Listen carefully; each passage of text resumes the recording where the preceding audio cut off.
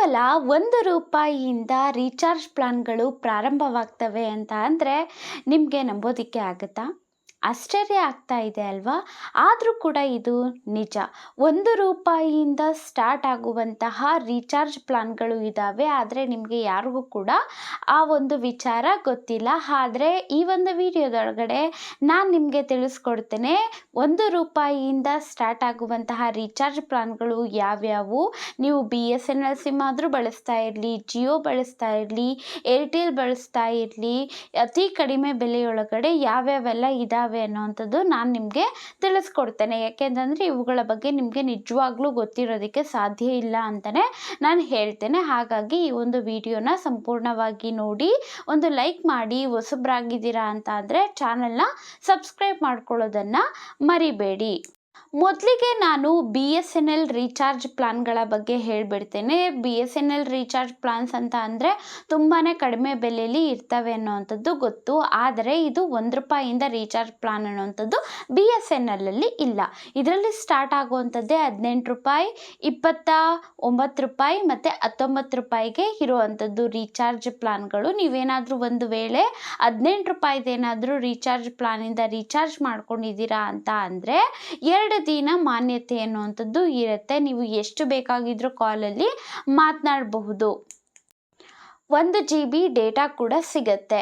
ಮತ್ತು 29 ರೂಪಾಯಿದು ರೀಚಾರ್ಜ್ ಪ್ಲಾನಿಂದ ಏನಾದರೂ ರೀಚಾರ್ಜ್ ಮಾಡ್ಕೊಂಡಿದ್ದೀರಾ ಅಂತ ಅಂದರೆ ನಿಮಗೆ 5 ದಿನಗಳ ವ್ಯಾಲಿಡಿಟಿ ಅನ್ನುವಂಥದ್ದು ಸಿಗುತ್ತೆ. ಇದರಲ್ಲಿ SMS ಕೂಡ ಇರುತ್ತೆ, ಎಷ್ಟು ಬೇಕಾಗಿದ್ರೂ ಮಾತನಾಡಬಹುದು ಮತ್ತು ಡೇಟಾ ಕೂಡ ಸಿಗುತ್ತೆ. ನೀವೇನಾದರೂ ಹಳ್ಳಿಗಳ ಕಡೆ ವಾಸ ಮಾಡ್ತಾ ಇರ್ತೀರಾ, ನೆಟ್ವರ್ಕ್ ಅವಶ್ಯಕತೆ ಅಷ್ಟೇನೂ ಇಲ್ಲ, ನೆಟ್ ಏನು ಅವಶ್ಯಕತೆ ಇಲ್ಲ ಅಂತ ಅಂದ್ಕೊಳ್ಳೋ ಅಂಥವರಿಗೆ ಇದು ಬೆಸ್ಟ್ ಅಂತಲೇ ಹೇಳಬಹುದು.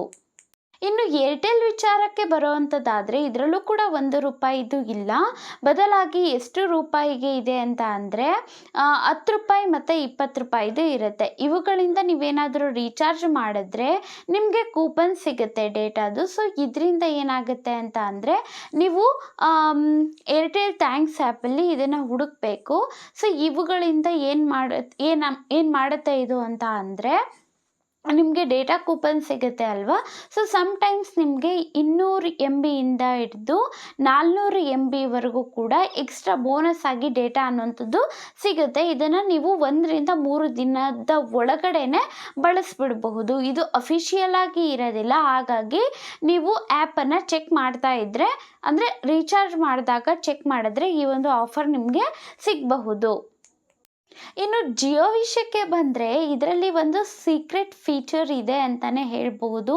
ಅದೇನು ಅಂತ ಅಂದರೆ 1 ರೂಪಾಯಿ ಡೇಟಾ ವೋಚರ್ ಇರುತ್ತೆ. ಇದು ಮೈ ಜಿಯೋ ಆ್ಯಪಲ್ಲಿ ಮಾತ್ರ ಸಿಗೋ ಅಂಥದ್ದು.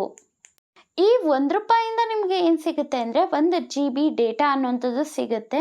ಇದನ್ನು ನೀವು ಯಾವಾಗ ಬಳಸ್ಕೊಳ್ಬಹುದು ಅಂತ ಅಂದರೆ ಒಂದು ದಿನದ ಡೇಟಾ ಅನ್ನುವಂಥದ್ದು ನಿಮಗೆ ಕಂಪ್ಲೀಟ್ ಆಗೋಗಿರುತ್ತೆ ಅಲ್ವಾ. ಆವಾಗ ಈ ಒಂದು ಡೇಟಾವನ್ನು 1 GB ಡೇಟಾ ಏನು ಕೊಟ್ಟಿರ್ತಾರೆ ಅಲ್ವಾ 1 ರೂಪಾಯಿಗೆ, ಅದನ್ನು ನೀವು ಬಳಸ್ಕೊಳ್ಬಹುದು.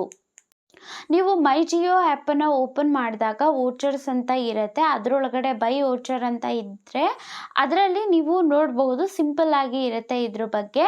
ಸೊ ಆವಾಗ ಆರಾಮಾಗಿ ನೀವು ಆ್ಯಕ್ಟಿವೇಟ್ ಮಾಡಿಕೊಂಡು ಈ 1 GB ಡೇಟಾವನ್ನು 1 ರೂಪಾಯಿಗೆ ಪಡ್ಕೊಳ್ಬಹುದು. ಮಾಹಿತಿ ಇಷ್ಟ ಆಗಿತ್ತು ಅಂತ ಅಂದರೆ ಲೈಕ್ ಮಾಡಿ, ಸಬ್ಸ್ಕ್ರೈಬ್ ಮಾಡ್ಕೊಳ್ಳೋದನ್ನು ಮರಿಬೇಡಿ. Thank you for watching.